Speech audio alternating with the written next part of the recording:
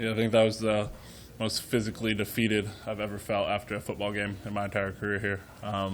They were really big up front. They ran a lot of gap scheme. They came downhill, and yeah, we were just physically I wasn't personally ready to be in that position yet. How do you respond to that kind of realization at that time, knowing that you had always Yeah, it's definitely a piece of humble pie. It's a wake up call. That was my first offseason making the transition from outside linebacker to D line, and just I'd put on a lot of weight, but clearly not enough, wasn't big enough, strong enough. So it was a wake up call for me the next offseason, because really that's when you're going to make that jump again, and just take it on the chin. It's a learning experience, and just to be able to be hungry that next offseason. And can you describe how far you've come and how far the team has come physically since that day 3 years ago? Yeah, we had big guys back then. I think scheme-wise, though, just jumping around back and forth, a lot of it was understanding of the scheme. And if I had a better understanding, if I had today's understanding of the scheme and technique, and I was at that level, the size would have been less of an issue, I think. So really, it's a combination. You can't just be huge, and you still got to have great technique. Doesn't matter how big you are.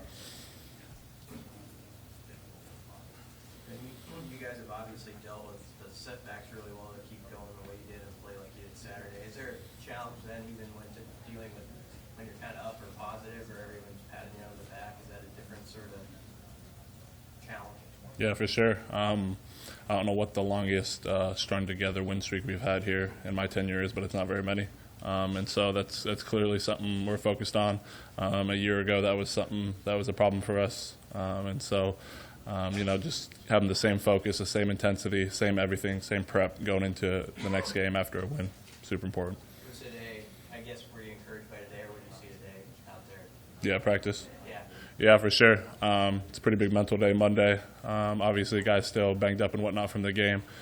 Just getting the cleaning stuff up from last game, and then getting the install and stuff in for the next week. But yeah, it was a really solid Monday for us. You see these young O-linemen developing as much as anybody.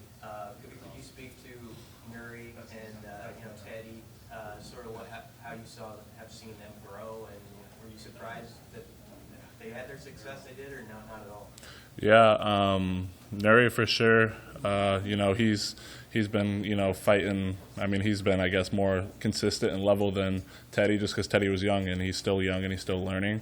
And Nuri's got a couple years of just playing experience, right? He started at Colorado State for him, so I think that goes a long ways. And just having that experience, he's as quality of a walk-on as you're going to find for alignment. So that's big for us. And then Teddy has obviously just been growing week by week. To the point now where they're comfortable enough with him, and he's comfortable enough with the scheme to get out there and play. Michigan's going to come in here wanting to run the football just as a D lineman. What's the mindset going in? A pretty good Big Ten team is going to want to run it right at you guys. Yeah, for sure. That's about how it is every Big Ten game. It's what you signed up for. It's why you came here. So, we're ready for that. I think that'll be definitely on the D-line. It's going to be on both sides up front. It's how it is in Big Ten football. So, not much different than any other week. Have you gotten to look at their O-line yet on film? Yeah, a little bit. Really big up front. Definitely moving guys. So, we're going to have to be really sound in our technique to be playing with them. Playing at home at night, how special was that last week, and what are you expecting now this week for even a bigger game?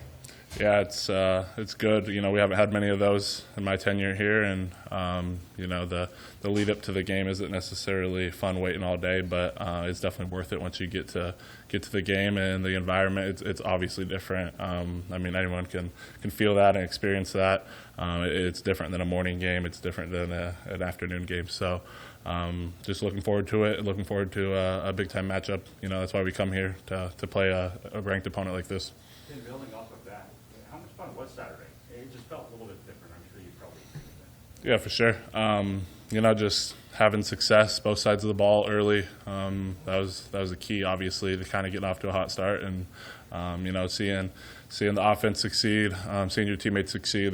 That's all this work we put in together, everything we go through. That's why we do it, is to have that success, and there's no better feeling than that.